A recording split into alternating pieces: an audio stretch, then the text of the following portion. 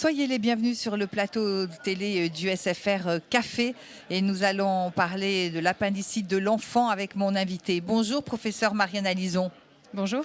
Vous êtes chef de service à l'hôpital Robert Debré. Vous êtes également la présidente de la Société française d'imagerie pédiatrique. C'est bien cela? Oui, tout à fait. Merci d'être sur notre plateau. Je le disais donc, nous allons parler de l'appendicite aiguë de l'enfant. Un diagnostic qui est difficile pour plusieurs raisons. Alors tout à fait, parce que c'est une pathologie qui est fréquente, mais qu'il va surtout falloir différencier des nombreuses douleurs abdominales de l'enfant qui arrivent aux urgences. Et cette pathologie, lorsqu'elle est manquée, est fréquemment source de plaintes médico-légales. Donc il y a une anxiété des urgentistes, des médecins, pour ne pas manquer ce diagnostic. Quels sont les signes cliniques justement de la pathologie? Ce à quoi vous devez penser? La principale difficulté chez l'enfant concerne surtout les jeunes enfants de moins de 6 ans qui vont avoir des présentations beaucoup plus difficiles, avec une anamnèse souvent qui va être difficile, des vomissements, souvent des diagnostics qui sont pris pour des gastro-entérites aiguës.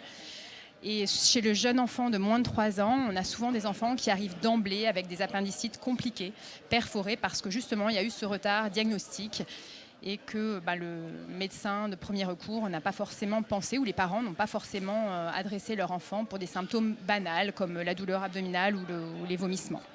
Alors quelle est la place justement des examens biologiques? Alors les examens biologiques sont importants pour orienter. Lorsqu'ils sont négatifs, alors le degré de suspicion va bien sûr diminuer, mais même avec une biologie normale, il peut quand même s'agir d'une appendicite débutante.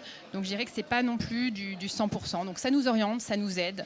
C'est important pour différencier les formes compliquées des formes simples, mais pris isolément, ce n'est pas suffisant. Quelle est la place de l'imagerie? Je pense notamment à l'échographie. On parlera après du scanner, mais d'abord l'échographie, quelle est sa place?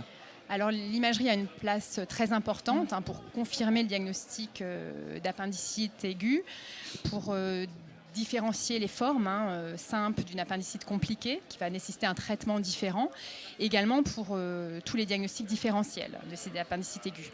Alors chez l'enfant, il est vraiment très important de toujours commencer par l'échographie, comme vous l'avez dit. L'enfant est très échogène, l'échographie est très performante. Et à contrario, le scanner sera souvent décevant, non interprétable, alors qu'il aura exposé l'enfant au rayon X. Donc il faut vraiment se retenir de réaliser un scanner chez ses enfants. Et l'échographie permet d'avoir une bonne sensibilité pour le diagnostic d'appendicite aiguë chez l'enfant. À quel moment vous faites appel au scanner? Alors le scanner, encore une fois, il doit vraiment être réalisé de façon très confidentielle. Donc, dans les cas particuliers où on a un enfant obèse, par exemple, et donc une forte suspicion clinique, et donc d'un commun accord avec le chirurgien, eh bien, on va aller jusqu'au scanner parce que on sait bien que l'échographie sera limitée.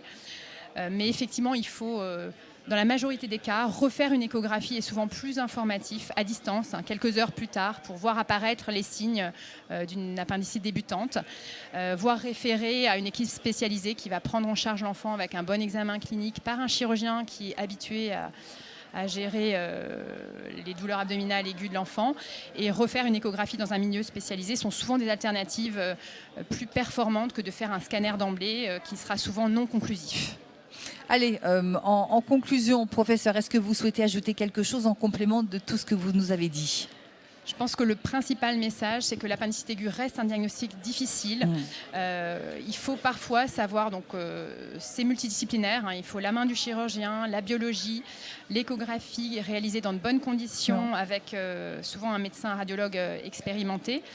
Ne pas hésiter à prévenir les parents que les signes peuvent être subtils et qu'il faut reconsulter ou refaire ces examens avant parfois d'aboutir à un diagnostic de certitude.